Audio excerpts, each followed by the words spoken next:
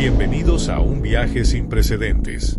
Un viaje no a través de montañas o mares, sino a través de los intrincados paisajes de nuestra propia mente.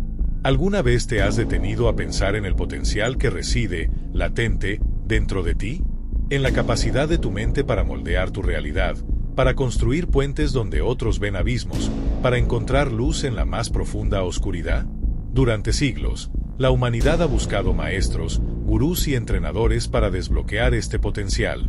Hemos leído innumerables libros, asistido a seminarios y seguido a líderes de pensamiento, todo en la búsqueda de una mente más fuerte, más resiliente, más alineada con un propósito superior. Pero, ¿y si te dijera que el entrenador de mentes más extraordinario y divino que jamás haya existido caminó sobre esta tierra hace más de 2000 años? Hoy no vamos a hablar de religión en el sentido tradicional. No vamos a adentrarnos en dogmas ni en rituales complejos. En cambio, vamos a explorar la figura de Jesús desde una perspectiva radicalmente diferente. Como el divino arquitecto de la mente, el entrenador supremo cuya metodología no solo transformó a un pequeño grupo de seguidores hace 2 milenios, sino que contiene las claves universales para una reprogramación mental profunda y duradera en nuestra vida moderna. Vamos a decodificar sus enseñanzas no como meros mandatos espirituales, sino como técnicas psicológicas y cognitivas de una sofisticación asombrosa. Piénsalo por un momento. Un hombre, sin ejércitos, sin poder político, sin riqueza material, pronunció palabras que derribaron imperios, inspiraron revoluciones de pensamiento y se convirtieron en el fundamento de la civilización occidental. ¿Cómo lo hizo? ¿Cuál era el secreto de su influencia? El secreto no estaba en la coacción, sino en la transformación. Jesús no buscaba seguidores ciegos, buscaba aprendices conscientes. No quería obediencia forzada, sino una metamorfosis interna voluntaria. Su campo de batalla era la mente humana. Su objetivo, liberarla de sus propias prisiones autoimpuestas, el miedo, la duda, la ansiedad, la ira y la desesperanza. Cada parábola que contó, cada pregunta que formuló, cada milagro que realizó, no eran actos aislados de un poder místico. Eran lecciones magistralmente diseñadas, estudios de caso vivientes destinados a romper paradigmas mentales. Cuando hablaba del grano de mostaza, no solo estaba dando una lección de botánica, estaba instalando en la mente de sus oyentes el concepto poderoso de que la fe, incluso en su forma más incipiente, tiene el potencial de crecer hasta convertirse en una fuerza monumental. Estaba enseñando sobre el poder del pensamiento semilla. Cuando lavó los pies de sus discípulos, no estaba simplemente realizando un acto de humildad, estaba demoliendo las jerarquías mentales de poder y estatus, enseñando que el verdadero liderazgo reside en el servicio. Estaba reconfigurando el concepto de grandeza. Nosotros, en el siglo XXI, estamos obsesionados con los hacks mentales, con la neurociencia, con la programación neurolingüística. Pagamos fortunas para aprender a visualizar nuestros objetivos, a practicar la gratitud, a desarrollar una mentalidad de crecimiento. Pero todas estas técnicas, en su esencia más pura, resuenan con las enseñanzas que este carpintero de Nazaret impartió en las colinas de Galilea. Él fue el pionero del entrenamiento mental. Enseñó a sus discípulos a visualizar el reino de los cielos, no como un lugar lejano en el más allá, sino como una realidad presente que podía ser manifestada a través de un estado mental correcto. Les enseñó a enfocarse no en la escasez, como en la alimentación de los 5000, sino en la abundancia que proviene de una fuente divina. Les enseñó a perdonar no 70 veces, sino 70 veces 7, comprendiendo que la falta de perdón es una cárcel mental que solo aprisiona a quien la siente. Este guión, dividido en 9 bloques, será nuestro manual de entrenamiento. En cada bloque, desglosaremos una de sus estrategias maestras. Analizaremos cómo sus palabras pueden ser aplicadas hoy para superar la procrastinación, para vencer la ansiedad social, para construir relaciones más significativas y para encontrar un propósito inquebrantable en un mundo caótico. Y para que no te pierdas ni un solo paso de esta increíble transformación, quiero hacerte una invitación muy especial. Este es solo el comienzo. Si sientes que este mensaje resuena contigo, si sientes esa chispa de curiosidad por descubrir cómo estas antiguas enseñanzas pueden revolucionar tu mente moderna, haz clic en el botón de suscribir ahora mismo y activa la campanita de notificaciones. Al suscribirte, te unes a una comunidad de exploradores mentales, comprometidos con el crecimiento y la transformación. No dejes que el algoritmo decida si nos volvemos a ver. Toma el control. Suscríbete y asegúrate de recibir cada uno de los 9 bloques de este entrenamiento intensivo. Es tu primer paso activo para convertirte en el arquitecto de tu propia mente. Pero antes de que te sumerjas en el botón de suscripción, déjame plantearte una pregunta que nos guiará hacia nuestro próximo bloque. Todos conocemos la famosa instrucción de Jesús: ama a tu prójimo como a ti mismo. La hemos oído 1.000.000 de veces. Pero, ¿alguna vez nos hemos detenido a analizarla desde una perspectiva de entrenamiento mental? ¿Qué significa realmente? Y si te dijera que en esa simple frase se esconde la clave fundamental para desbloquear la autoconfianza, erradicar la autocrítica destructiva y construir una base psicológica tan sólida que nada ni nadie pueda derribarla? La mayoría cree que es un mandamiento sobre cómo tratar a los demás. Pero la verdad, mucho más profunda y revolucionaria, es que primero es una instrucción sobre cómo debemos tratarnos a nosotros mismos. En nuestro próximo bloque, vamos a desentrañar el código oculto detrás del amor propio según el divino entrenador y descubriremos por qué dominar este primer principio es el requisito indispensable para cualquier otra transformación que desees en tu vida. La respuesta podría sorprenderte y cambiar para siempre la relación que tienes contigo mismo. En nuestro primer encuentro, establecimos una premisa audaz, que Jesús fue, y sigue siendo, el entrenador de mentes más sofisticado de la historia. Te dejé con una pregunta suspendida en el aire, una pregunta que orbita alrededor de una de sus declaraciones más célebres: ama a tu prójimo como a ti mismo. Prometí que desentrañaríamos el código oculto en esta frase, un código que tiene menos que ver con el altruismo hacia los demás y mucho más con la arquitectura fundamental de nuestro propio ser. Bienvenidos al segundo bloque de nuestro entrenamiento, el principio del espejo y la reprogramación del yo. La genialidad de esta instrucción no radica en la orden de amar a otros. Radica en el estándar de medida que establece, como a ti mismo. Jesús, con su profundo conocimiento de la psique humana, entendió una verdad que la psicología moderna ha tardado siglos en confirmar: el mundo exterior es un reflejo de nuestro mundo interior. La forma en que tratamos a los demás es un espejo directo de la forma en que nos tratamos a nosotros mismos. No podemos dar lo que no poseemos. No podemos ofrecer paciencia genuina a otros si somos implacablemente impacientes con nuestros propios errores. No podemos extender compasión si nuestro diálogo interno es un torrente de autocrítica y juicio. No podemos ver el valor en los demás si no reconocemos y honramos el nuestro. Aquí es donde el entrenamiento comienza a ser intensamente práctico. Jesús no dijo: tolera a tu prójimo. No dijo: sé amable con tu prójimo. Él usó la palabra más poderosa y transformadora de todas: ama. Y lo estableció como un reflejo directo del amor propio. Esto es revolucionario. En un mundo que a menudo nos enseña que el amor propio es egoísta o narcisista, Jesús lo coloca como el epicentro, la fuente de la cual todo lo demás fluye.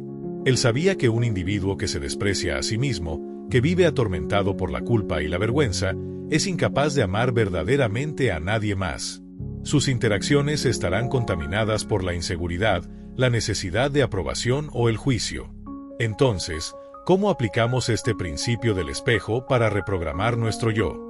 El primer paso es la autoobservación consciente. Durante los próximos días, te invito a ser un detective de tus propias interacciones.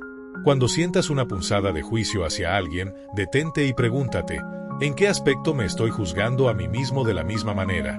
Cuando te sientas irritado por la lentitud de alguien, pregúntate: ¿estoy siendo intolerante con mi propio ritmo de aprendizaje y crecimiento? Cuando envidies el éxito de otra persona, pregúntate: ¿estoy ignorando o devaluando mis propios logros y mi propio camino? Este ejercicio de espejo es increíblemente revelador. Expone las programaciones negativas que operan en nuestro subconsciente. El segundo paso en el entrenamiento de Jesús es la práctica activa de la gracia hacia uno mismo. Pensemos en la historia de la mujer adúltera, un caso de estudio magistral en psicología. Los líderes religiosos, operando desde una mentalidad de juicio, y probablemente de autojuicio hipócrita, estaban listos para condenarla. Jesús, el entrenador divino, desactiva la situación con una simple frase: el que de vosotros esté sin pecado sea el primero en arrojar la piedra contra ella. Él no condonó la acción, pero se negó a condenar a la persona. Luego, cuando todos se han ido, le pregunta, ¿nadie te condenó? Ella responde, nadie, Señor. Y aquí viene la instrucción clave para la reprogramación del yo, ni yo te condeno, vete y no peques más. Analicemos esto. Primero, elimina la condena externa, ni yo te condeno. Segundo, le da el poder y la responsabilidad de cambiar su comportamiento futuro, vete y no peques más. No se detiene en el error pasado, se enfoca en el potencial futuro. Este es el modelo para el amor propio que Jesús enseña. Significa mirarnos a nosotros mismos, con todos nuestros errores y fracasos, y decir, no me condeno por esto. Aprendo de esto. Y ahora, elijo un camino diferente hacia adelante. Significa reemplazar la voz del crítico interno con la voz del entrenador compasivo. Significa darnos a nosotros mismos el mismo tipo de gracia que tan a menudo estamos dispuestos a dar a los demás. Este proceso de reprogramación del yo es el trabajo más crucial que podemos hacer. Es la base sobre la que se construyen todas las demás transformaciones. Si construyes un rascacielos sobre cimientos débiles, se derrumbará. De la misma manera, si intentas construir una vida de éxito, paz y propósito sobre una base de autodesprecio, fracasarás. Jesús lo sabía. Por eso, su primer y más grande mandamiento, cuando se combina con el amor a Dios, es en realidad un mandamiento de dos partes que comienza con la sanación de la relación más importante que jamás tendremos, la relación con nosotros mismos. Al dominar el principio del espejo, comenzamos a ver el mundo de manera diferente. Las personas que antes nos irritaban se convierten en maestros que nos muestran dónde necesitamos sanar. Las situaciones que antes nos frustraban se convierten en oportunidades para practicar la paciencia con nosotros mismos. El mundo deja de ser un lugar hostil y se convierte en un gimnasio para nuestro crecimiento mental y espiritual. Hemos sentado los cimientos. Hemos entendido que el amor propio, en el sentido que Jesús lo enseñó, no es egoísmo, sino el prerequisito para todo lo bueno que queremos manifestar en nuestras vidas. Pero una vez que hemos comenzado a construir esta base sólida, ¿cuál es el siguiente paso? ¿Cómo pasamos de la autoaceptación a la acción audaz? ¿Cómo lidiamos con la fuerza más paralizante conocida por la humanidad, una fuerza que sabotea nuestros sueños y nos mantiene atrapados en la mediocridad? Me refiero, por supuesto, al miedo. En nuestro próximo bloque, vamos a adentrarnos en la psicología del miedo a través de los ojos del divino entrenador. Analizaremos una de las frases que repitió más que casi cualquier otra y descubriremos la técnica de 3 pasos que enseñó a sus discípulos para caminar sobre las aguas de sus propias ansiedades y temores. Lo que descubrirás cambiará tu relación con el miedo para siempre. En nuestro último bloque, exploramos el principio del espejo, descubriendo que el mandamiento de amar a nuestro prójimo es, ante todo, una instrucción para sanar y amar la relación con nosotros mismos. Hemos sentado los cimientos. Ahora, es el momento de construir sobre ellos. Pero tan pronto como empezamos a construir, tan pronto como decidimos salir de nuestra zona de confort y perseguir un objetivo más grande, nos encontramos con un guardián formidable en el umbral, el miedo. El miedo al fracaso, el miedo al juicio, el miedo a lo desconocido, el miedo a no ser suficiente. Bienvenidos al tercer bloque, el algoritmo divino contra el miedo. Si analizamos los evangelios, nos encontramos con una instrucción que Jesús repite una y otra vez, en diferentes contextos y a diferentes personas. Frases como no temas, no tengáis miedo, no se turbe vuestro corazón. Los eruditos estiman que variaciones de este mandato aparecen más de 100 veces en la Biblia. Esto no es una coincidencia. Es un punto de énfasis deliberado. Jesús, el entrenador de mentes, identificó el miedo como el virus principal que corrompe el sistema operativo de la mente humana. El miedo es lo opuesto a la fe, no en un sentido religioso, sino en un sentido práctico. La fe es confianza en un resultado positivo y no visto. El miedo es confianza en un resultado negativo y no visto. Ambos requieren que creamos en algo que aún no ha sucedido. Jesús se dedicó a entrenar a sus seguidores para que eligieran deliberadamente la fe sobre el miedo. Pero, ¿cómo? No se limitó a decir no temas. Nos dio un algoritmo, un proceso paso a paso para desmantelar el miedo.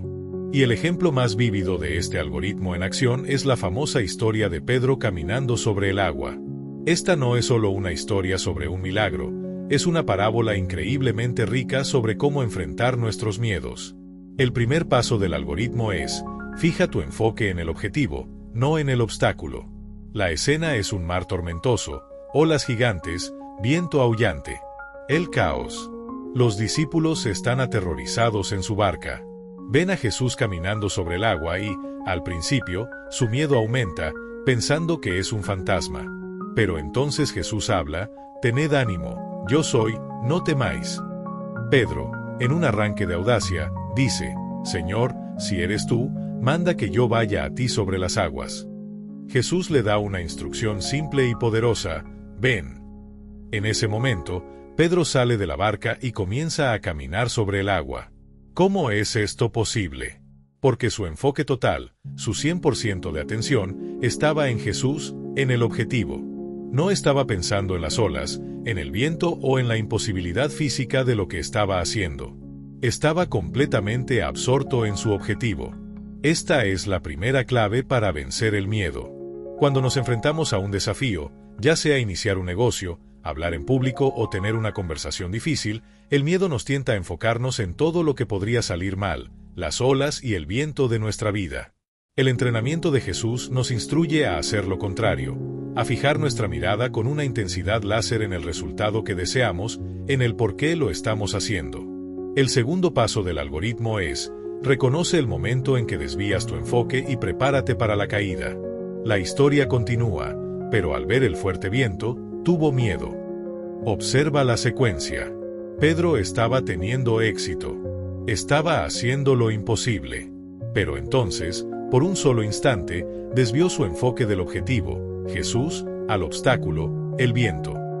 En el momento en que su mente se centró en el peligro, el miedo entró. Y en el momento en que el miedo entró, comenzó a hundirse. Este es un diagnóstico clínico de cómo opera el fracaso inducido por el miedo en nuestras vidas. Podemos estar avanzando hacia nuestros sueños, pero luego empezamos a escuchar las voces de la duda, a leer los comentarios negativos, a pensar en las estadísticas de fracaso. Desviamos nuestro enfoque y comenzamos a hundirnos. El divino entrenador nos enseña aquí que la caída no es inesperada. Es una consecuencia natural de perder el enfoque. No se trata de no caer nunca, sino de entender por qué caemos. El autoconocimiento es crucial. Debemos identificar nuestros vientos personales. ¿Es la crítica? ¿La comparación? ¿El perfeccionismo? Conocerlos nos permite anticipar el momento en que nuestro enfoque podría vacilar. El tercer paso del algoritmo es: pide ayuda inmediatamente y vuelve a enfocarte. Cuando Pedro comienza a hundirse, no intenta solucionar el problema por sí mismo. No se avergüenza de su fracaso. Actúa de inmediato. Grita: «Señor, sálvame». Y la respuesta de Jesús es instantánea. Al momento Jesús, extendiendo la mano, asió de él y le dijo: «Hombre de poca fe, ¿por qué dudaste?». Jesús lo rescata, y luego le da retroalimentación. Este es el paso final y más importante. Cuando nos encontramos hundiéndonos en el miedo y la duda, el instinto humano a menudo es ocultarlo, fingir que todo está bien por orgullo. El algoritmo de Jesús es radicalmente diferente. Nos enseña a pedir ayuda sin demora, ya sea a través de la oración, a un mentor, a un amigo de confianza o a un profesional. Se trata de reconocer nuestra vulnerabilidad y buscar apoyo. Y una vez que la mano nos ha sido extendida, el objetivo es volver a fijar inmediatamente nuestro enfoque.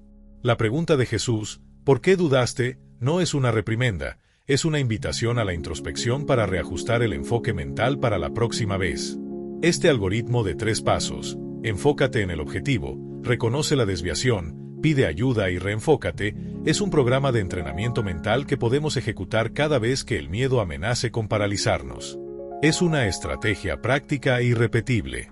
Hemos aprendido a construir una base de amor propio y ahora tenemos una estrategia para enfrentar el miedo que inevitablemente surge cuando intentamos crecer. Pero, ¿qué sucede con las distracciones del día a día? ¿Cómo mantenemos nuestro enfoque mental en un mundo diseñado para robarnos la atención? Vivimos en la era de la distracción, con notificaciones, redes sociales y un flujo interminable de información compitiendo por nuestros recursos mentales. Jesús vivió en un tiempo más simple, pero la naturaleza de la distracción humana es la misma. Y él enseñó un método sorprendentemente moderno para cultivar un enfoque profundo, una especie de estado de flujo espiritual. En nuestro próximo bloque, exploraremos la parábola del sembrador no como una lección de agricultura, sino como un manual de instrucciones para proteger nuestra mente de las espinas y las piedras de la vida moderna y cultivar un terreno mental donde nuestras metas puedan florecer abundantemente. Lo que vas a descubrir te dará un nuevo aprecio por el silencio y la soledad. En nuestro viaje hasta ahora, hemos establecido los cimientos del amor propio a través del principio del espejo y hemos adquirido un algoritmo divino de 3 pasos para enfrentar el miedo. Estamos construyendo una fortaleza mental. Pero incluso la fortaleza más imponente puede ser infiltrada y debilitada desde adentro si sus guardianes están constantemente distraídos. El enemigo del progreso en el siglo XXI no es tanto la tiranía o la opresión externa, sino la tiranía de la distracción constante. Bienvenidos al cuarto bloque, el jardinero de la mente y el cultivo del enfoque profundo. Jesús, el maestro entrenador, entendió que la calidad de nuestra vida depende directamente de la calidad de aquello en lo que enfocamos nuestra atención. Hace 2000 años, en un mundo agrario, utilizó la metáfora más poderosa que su audiencia podía entender para explicar este concepto, la agricultura. La parábola del sembrador, que se encuentra en los evangelios de Mateo, Marcos y Lucas, es mucho más que una simple historia sobre la siembra de semillas. Es un diagnóstico increíblemente preciso de los 4 tipos de terreno mental y un manual de instrucciones sobre cómo convertirnos en jardineros expertos de nuestra propia mente.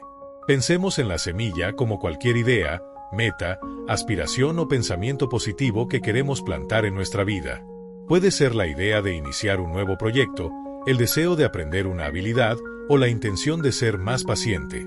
El sembrador, que es la fuente de estas buenas ideas, Dios, el universo, nuestra propia conciencia superior, las esparce generosamente. Pero el resultado no depende de la calidad de la semilla, sino de la calidad del terreno sobre el que cae. El primer tipo de terreno es junto al camino. Jesús explica que estas son las personas que oyen la palabra, pero no la entienden, y vienen las aves del cielo, el maligno, en su explicación, y arrebatan lo que fue sembrado. En nuestra terminología moderna, este es el terreno de la mente distraída. Es la mente que está tan endurecida por el tráfico constante de información inútil, notificaciones y estímulos superficiales que la semilla ni siquiera puede penetrar.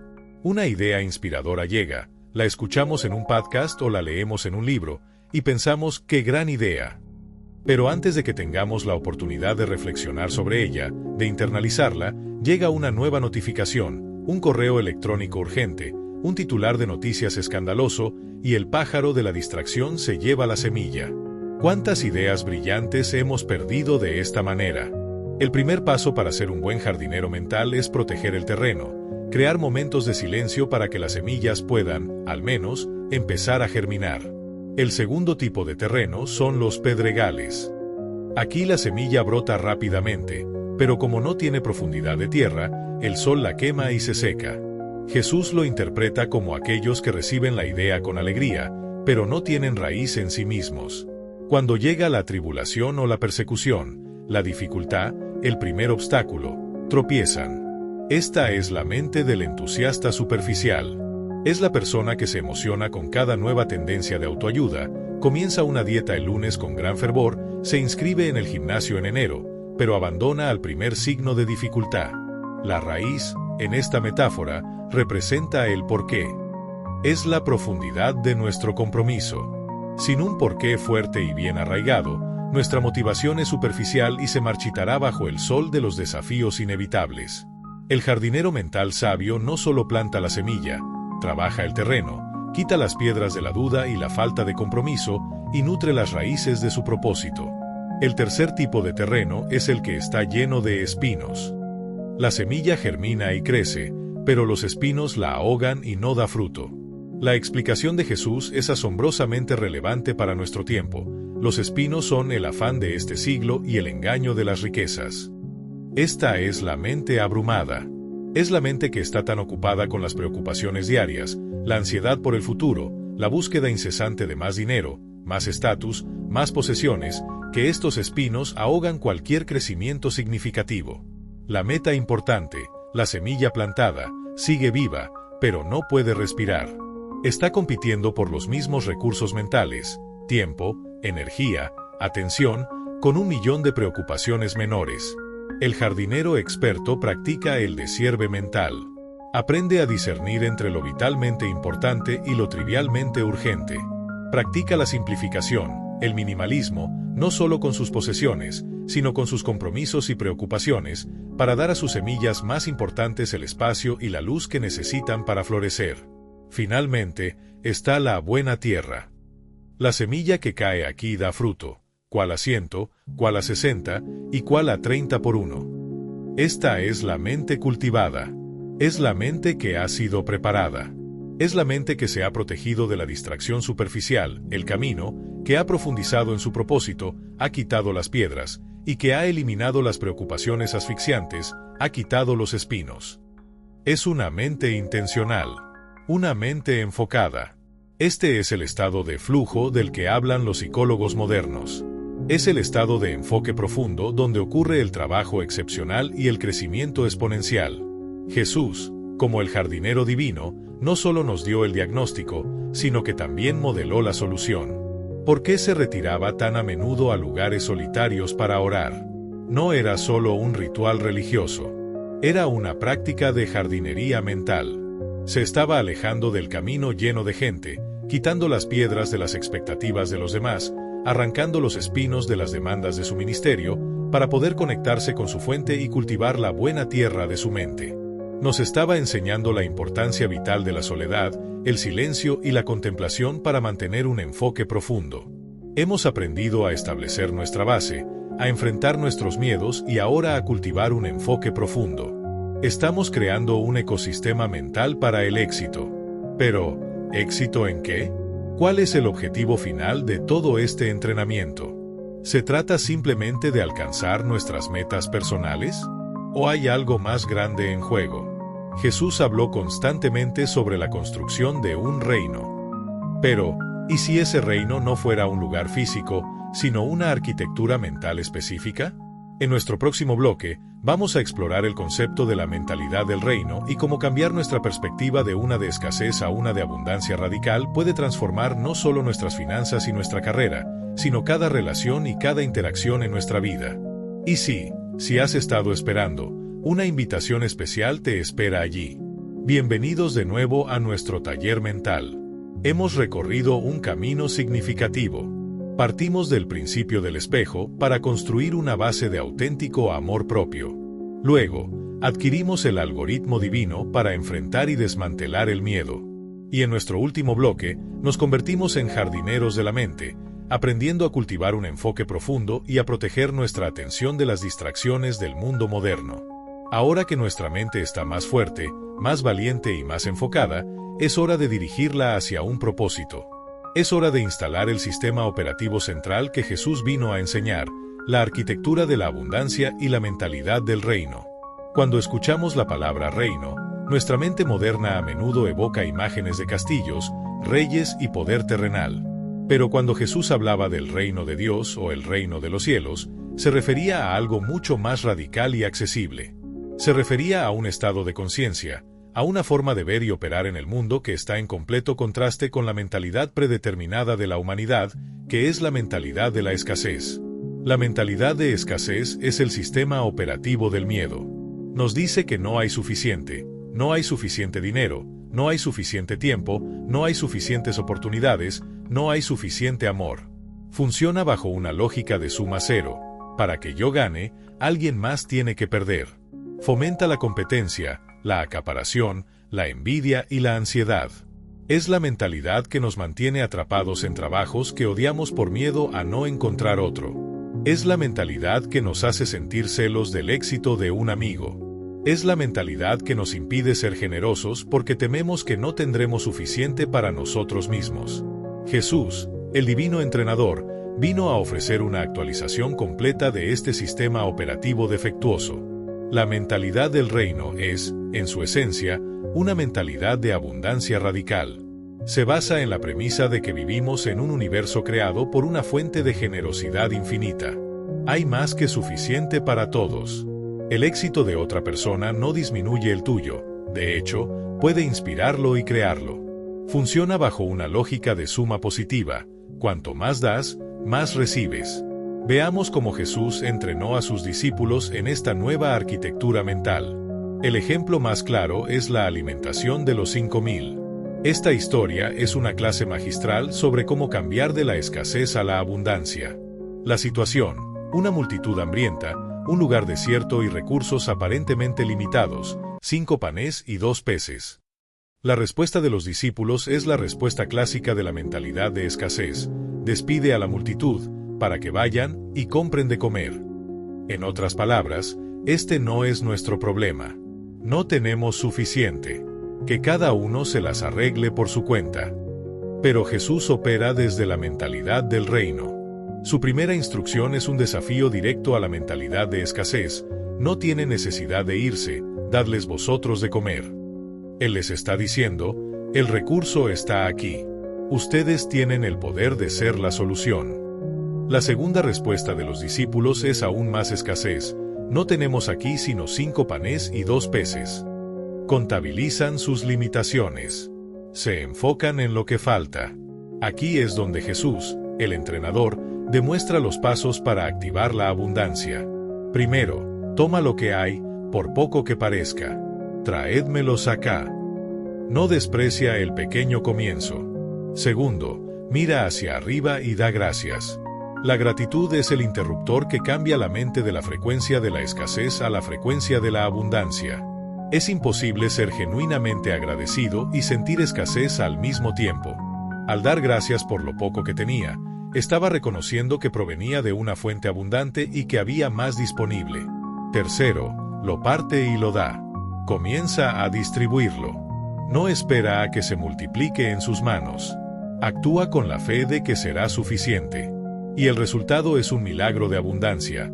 Todos comieron, se saciaron y sobraron 12 cestas llenas.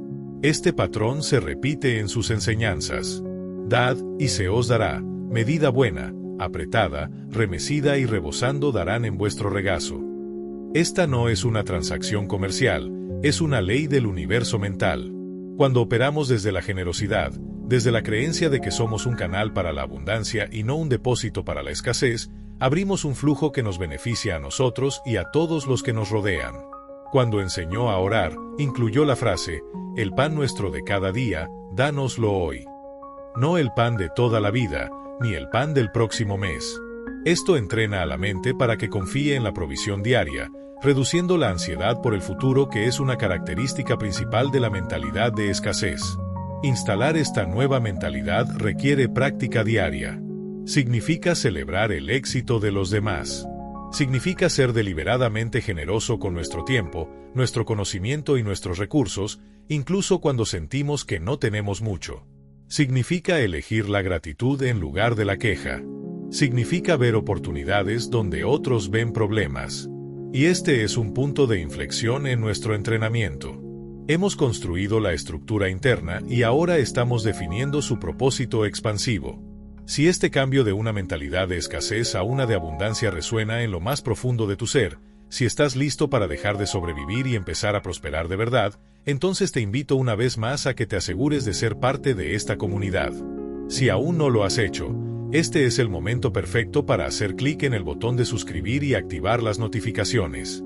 Cada nuevo bloque que lancemos se construirá sobre este fundamento de abundancia, y no querrás perderte las estrategias avanzadas que están por venir.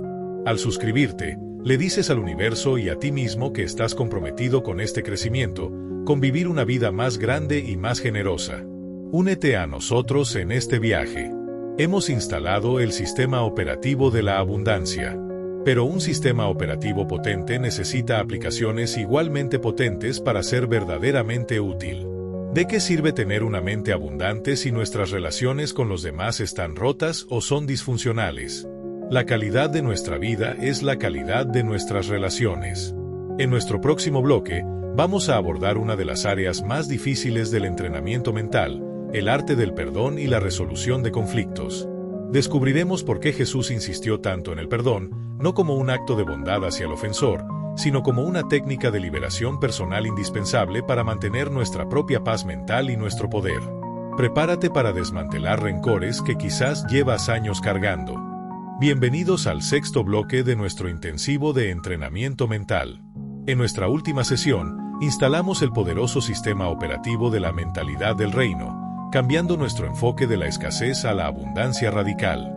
Ahora poseemos una mente más fuerte, valiente, enfocada y expansiva. Pero incluso la mente más entrenada puede ser envenenada, su poder drenado y su paz destruida por una sola emoción tóxica, el rencor. Es como ejecutar el software más avanzado en un ordenador infectado con un virus persistente. Por eso, el divino entrenador dedicó una parte significativa de sus enseñanzas a la aplicación más desafiante y liberadora de todas, el perdón. Hoy exploraremos la neurociencia del perdón y la liberación del rencor. Para Jesús, el perdón no era una sugerencia amable ni una opción para personas particularmente santas. Era un mandato central, una condición no negociable para la salud mental y espiritual. Cuando sus discípulos le preguntaron cuántas veces debían perdonar, sugiriendo un límite razonable de 7 veces, la respuesta de Jesús fue un golpe de gracia a la lógica de la contabilidad del rencor: no te digo hasta 7, sino aún hasta 70 veces 7. Este número, 490, no era un límite literal. Era un símbolo de infinito. Quería reprogramar sus mentes para que el perdón fuera su respuesta predeterminada, no una excepción a regañadientes. ¿Por qué esta insistencia casi obsesiva? Porque Jesús, el psicólogo supremo, entendió algo que la ciencia moderna está empezando a demostrar en los laboratorios: la falta de perdón es un veneno que uno se toma esperando que el otro muera. Es un estado de estrés crónico autoimpuesto. Cuando nos aferramos al rencor, a la ira, al deseo de venganza, nuestro cuerpo se inunda de hormonas del estrés como el cortisol y la adrenalina. Nuestro sistema nervioso simpático está en alerta máxima constante, como si la ofensa estuviera ocurriendo una y otra vez en un bucle sin fin dentro de nuestra mente. Esto tiene consecuencias físicas devastadoras: aumento de la presión arterial, debilitamiento del sistema inmunológico, problemas digestivos, ansiedad crónica, depresión. Aferrarse al rencor es, literalmente, una enfermedad. Jesús lo explicó con una parábola poderosa, la del siervo que no perdonó. Un siervo le debía a su rey una cantidad impagable de dinero, 10,000 talentos, una suma astronómica. El rey, movido a misericordia, le perdona toda la deuda. Inmediatamente después, este mismo siervo encuentra a un consiervo que le debía una cantidad minúscula en comparación, 100 denarios, y, en lugar de mostrar la misma misericordia, lo agarra por el cuello y lo manda a la cárcel. La lección es brutalmente clara. La falta de perdón es una forma de amnesia espiritual. Nos hace olvidar la inmensa gracia que hemos recibido, de Dios, de la vida, de otras personas, y nos enfoca miopemente en la pequeña ofensa que hemos sufrido. El entrenamiento de Jesús para el perdón es un proceso, no un evento único, y se puede desglosar en pasos prácticos. El primer paso es reconocer que el perdón es para ti, no para el ofensor. Este es el cambio de paradigma más importante. A menudo pensamos que perdonar es decir lo que hiciste estuvo bien o ya no importa. No es eso en absoluto. El perdón no excusa el comportamiento del otro. No requiere necesariamente la reconciliación. Puedes perdonar a alguien y aún así decidir mantener una distancia saludable. Perdonar es cortar la cadena energética que te mantiene atado a esa persona y a ese evento. Es tomar la decisión consciente de dejar de permitir que el pasado de otra persona dicte tu presente y tu futuro emocional. Es un acto de liberación personal. Es decir, ya no te doy el poder de controlar mi paz mental. El segundo paso es separar el acto de la persona. Esta es una técnica cognitiva avanzada. Debemos aprender a condenar el pecado, pero no al pecador, como diría la teología. O en términos seculares, podemos desaprobar enérgicamente una acción sin demonizar al ser humano que la cometió. Jesús modeló esto en la cruz. Frente a quienes lo torturaban y ejecutaban, no dijo, «Yo os perdono». Dijo algo mucho más profundo, «Padre, perdónalos, porque no saben lo que hacen». Con esta frase, creó una separación. Reconoció que sus acciones provenían de un lugar de ignorancia, de miedo, de ceguera espiritual. No excusó el acto, pero vio más allá de él, a la humanidad herida y confundida que lo perpetraba. Cuando podemos ver que las personas que nos hieren a menudo actúan desde su propio dolor y sus propias limitaciones, la ira comienza a disolverse y da paso a una forma de compasión. El tercer paso es entregar la justicia a una instancia superior. Gran parte de nuestro rencor proviene de un deseo de justicia, de que el otro pague por lo que hizo. Este deseo de ser juez, jurado y verdugo nos mantiene encadenados a la ofensa. Jesús enseñó a sus seguidores a no resistir al que es malo y a dejar la venganza al Señor. En un sentido práctico, esto significa soltar la necesidad de controlar el resultado kármico de la otra persona. Significa confiar en que el universo, o Dios, tiene sus propias leyes de causa y efecto y que la justicia, de una forma u otra, prevalecerá. Nuestro trabajo no es ser el ejecutor de esa justicia. Nuestro trabajo es sanar y seguir adelante. Practicar el perdón, especialmente por heridas profundas, es uno de los ejercicios de entrenamiento mental más difíciles que existen. Pero cada vez que lo hacemos, liberamos una cantidad inmensa de energía mental y emocional que antes estaba atrapada en el pasado. Esa energía ahora está disponible para construir nuestro futuro. Hemos aprendido a perdonar, a limpiar el software de nuestra mente de los virus del rencor. Nuestra mente está ahora más clara y más libre que nunca. Pero, ¿cómo usamos esta nueva libertad y claridad en nuestras interacciones diarias? ¿Cómo nos comunicamos de una manera que construya puentes en lugar de muros? Las palabras tienen poder. Son las herramientas con las que construimos o destruimos nuestras relaciones. En el próximo bloque, vamos a analizar a Jesús como el maestro comunicador.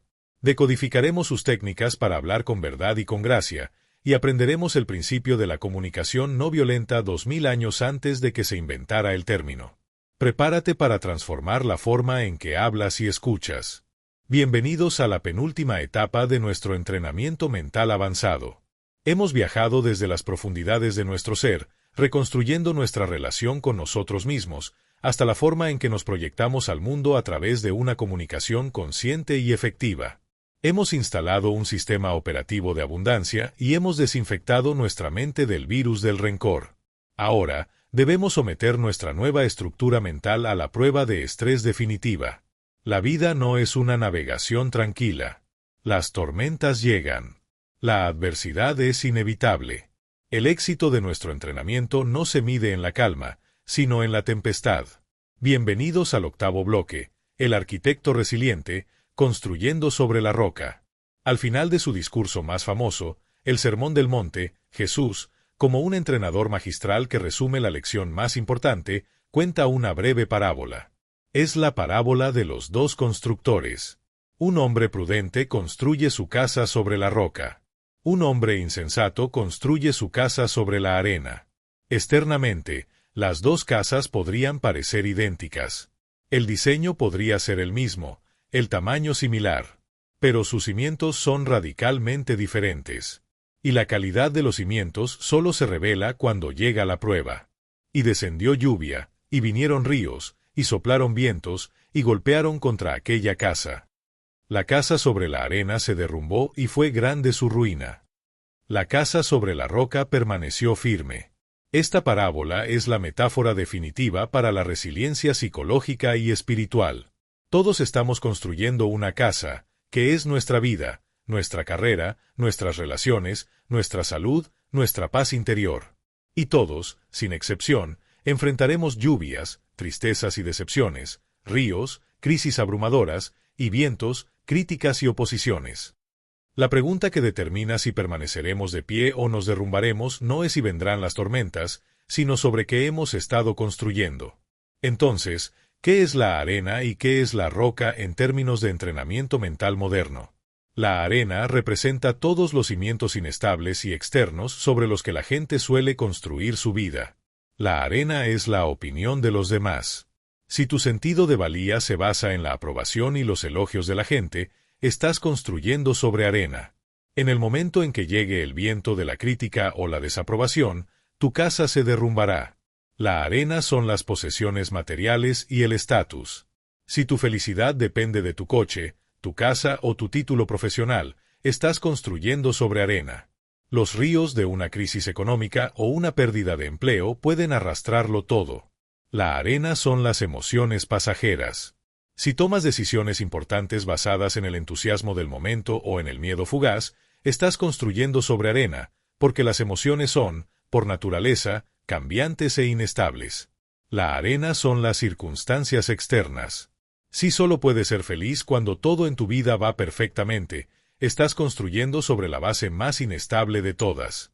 En contraste, la roca representa los cimientos internos, inmutables y sólidos. Y Jesús es muy específico sobre qué es esta roca. Cualquiera, pues, que me oye estas palabras y las hace, le compararé a un hombre prudente. La roca no es una creencia pasiva. No es simplemente estar de acuerdo intelectualmente con sus enseñanzas.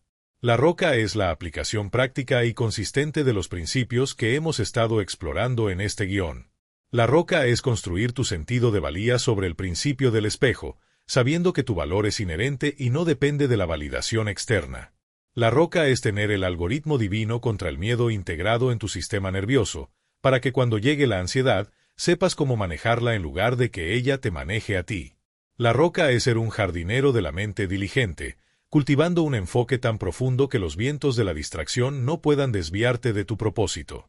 La roca es operar desde una mentalidad del reino de abundancia, de modo que cuando lleguen las pérdidas materiales, tu sentido de seguridad no se vea aniquilado. La roca es haber practicado el perdón, liberando tu mente de la carga del rencor para que las ofensas de los demás no se conviertan en los cimientos de tu amargura. La roca es comunicarte desde la integridad y la conexión, construyendo relaciones sólidas que puedan soportar las tormentas. Construir sobre la roca es un trabajo duro. Es mucho más fácil y rápido construir sobre la arena. Es fácil dejarse llevar por las opiniones de los demás o buscar la gratificación instantánea. Cavar profundo, sentar los cimientos de los principios y los hábitos diarios, requiere esfuerzo, disciplina y paciencia. Es un trabajo que nadie ve. Es el trabajo que haces en la soledad de tu propia mente, en las decisiones que tomas cuando nadie está mirando. Pero es este trabajo invisible el que determina tu estabilidad visible durante la crisis. La resiliencia, según el divino entrenador, no es la ausencia de problemas. Es la fuerza para soportarlos. La casa sobre la roca también fue golpeada por la lluvia, los ríos y los vientos. Ser una persona de principios no te exime de las dificultades de la vida. Lo que te da es la certeza de que, aunque todo a tu alrededor se tambalee, tu núcleo permanecerá intacto. Tendrás un centro de gravedad interno, un santuario de paz al que siempre podrás volver, sin importar el caos exterior. Hemos llegado casi al final de nuestro programa de construcción. Hemos diseñado los planos, hemos sentado los cimientos sobre roca sólida, hemos levantado las paredes y hemos instalado los sistemas operativos. Nuestra estructura mental es ahora más fuerte, más flexible y más resiliente que nunca. Pero, ¿cuál es el propósito final de construir una estructura tan magnífica? ¿Es simplemente para habitarla en soledad? ¿O hay un paso más allá? En nuestro último y noveno bloque, exploraremos el concepto final del entrenamiento de Jesús, pasar de ser un estudiante a ser un entrenador. Descubriremos que el propósito último de nuestra transformación no es solo para nosotros mismos, sino para convertirnos en una luz y una fuente de fortaleza para los demás. Se trata de la multiplicación del legado. Hemos llegado al noveno y último bloque de nuestro viaje. Hemos construido una nueva arquitectura mental desde los cimientos. Partimos del amor propio radical, aprendimos a desmantelar el miedo, a cultivar un enfoque profundo, a operar desde la abundancia, a liberar el veneno del rencor, a comunicarnos con poder y gracia, y finalmente, a construir nuestra vida sobre la roca de principios inquebrantables. Somos más fuertes, más sabios y más resilientes. La pregunta ahora es, ¿para qué? ¿Cuál es el propósito final de esta transformación personal? La respuesta, según el divino entrenador, es la culminación de todo su programa, la transición del aprendiz al entrenador. Bienvenidos a nuestro bloque final, la antorcha encendida. El entrenamiento de Jesús con sus 12 discípulos no fue diseñado para crear seguidores pasivos y dependientes. Fue un programa intensivo de formación de formadores. Su objetivo era replicarse a sí mismo, crear líderes que pudieran llevar a cabo la misma obra de transformación en otros. No quería que la luz se detuviera con él, quería que cada uno de sus aprendices se convirtiera en una antorcha encendida. Su mandato final, conocido como la Gran Comisión, no fue id y admirad lo que hice. Fue id, y haced discípulos, enseñándoles que guarden todas las cosas que os he mandado. Es una instrucción directa para pasar de ser estudiante a ser maestro, de ser entrenado a ser entrenador. Esto revela una verdad profunda sobre el crecimiento personal. La transformación no está completa hasta que se comparte. El conocimiento se estanca si se acapara, crece y se profundiza cuando se da. Al enseñar a otros lo que hemos aprendido, reforzamos los principios en nuestra propia mente. Al ayudar a alguien a superar un miedo, fortalecemos nuestra propia valentía. Al guiar a alguien hacia el perdón, profundizamos nuestra propia capacidad de perdonar. El acto de entrenar a otros es la forma más elevada de nuestro propio entrenamiento. Esto no significa que todos debamos convertirnos en predicadores o gurús a tiempo completo. La idea es mucho más sutil y universal. Significa reconocer que, en nuestros propios círculos de influencia, por pequeños que sean, ahora tenemos la capacidad y la responsabilidad de ser una fuerza para el bien. Ser un entrenador significa ser el padre que escucha pacientemente a su hijo, aplicando los principios de comunicación que hemos aprendido. Significa ser el amigo que, en lugar de unirse a las quejas de escasez, introduce una perspectiva de abundancia y gratitud. Significa ser el colega que, en medio de un conflicto de oficina, modela el perdón y la búsqueda de soluciones en lugar de culpas. Significa ser la persona en tu comunidad que construye sobre la roca de la integridad, convirtiéndose en un faro de estabilidad para los demás durante las tormentas. Pensemos en la metáfora de la sal y la luz que Jesús utilizó. Vosotros sois la sal de la tierra. Vosotros sois la luz del mundo. La sal no existe para sí misma, existe para dar sabor y preservar lo que la rodea. La luz no se enciende para ser escondida debajo de una mesa, se enciende para iluminar toda la casa. El propósito de nuestra fortaleza mental recién descubierta no es el aislamiento orgulloso, sino la influencia positiva. Es usar nuestra paz interior para calmar el caos a nuestro alrededor. Es usar nuestra claridad para guiar a quienes están perdidos en la confusión. El legado del divino entrenador no es un conjunto de edificios o una organización rígida. Su legado es una cadena ininterrumpida de transformación que se ha transmitido de persona a persona durante 2000 años. Una persona, entrenada en estos principios, cambia su vida. Y al cambiar su vida, inevitablemente impacta a su familia, a sus amigos, a su lugar de trabajo. Se convierte en una antorcha, y con su llama, enciende otras antorchas. Y así es como el mundo cambia, no a través de programas masivos, sino a través de innumerables transformaciones individuales que crean un efecto dominó colectivo. Nuestro viaje a través de estos 9 bloques ha sido un proceso de encender nuestra propia antorcha. Hemos despejado la cera vieja de las creencias limitantes, hemos enderezado la mecha de nuestro propósito y hemos prendido la llama con los principios eternos de la mente. Ahora, nuestro trabajo es llevar esta luz al mundo. Protegerla de los vientos de la negatividad, pero nunca ocultarla por miedo. Dejar que brille en nuestras acciones, en nuestras palabras y en nuestro ser. Este es el final de nuestro guión, pero es el comienzo de tu verdadera maestría. El manual ha sido entregado. Las herramientas están en tus manos. Ahora comienza el trabajo de toda una vida, ser un constructor prudente, un jardinero diligente, un comunicador compasivo y, finalmente, una luz para los demás. Gracias por acompañarme en este extraordinario viaje al corazón de la mente, guiado por el entrenador más divino que el mundo haya conocido. Sal y construye tu casa sobre la roca. Y no olvides compartir tu luz. Si este mensaje ha encendido una chispa en ti, no está solo /. Hay toda una comunidad de exploradores mentales esperando. Para unirte a nosotros y recibir contenido exclusivo que no encontrarás en otro lugar, haz clic en suscribirse y activa todas las notificaciones. No dejes que el algoritmo decida por ti. Toma el control de tu crecimiento ahora.